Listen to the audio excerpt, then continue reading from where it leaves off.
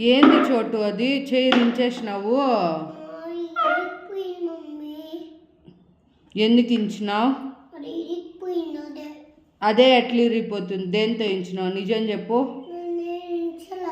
డాడీకి చెప్పేనా? భయం కదా.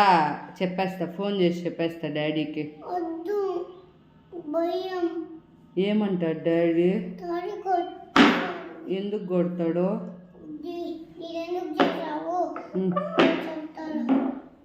ఇది ఎందుకు చేసావు అని కొడతాడు. భయం ఉంది కదా. మళ్ళీ ఇంచొచ్చాను చైర్ని. ఇంకా చైర్ కొనిడు. నువ్వు హోంవర్క్ రాయలేవు.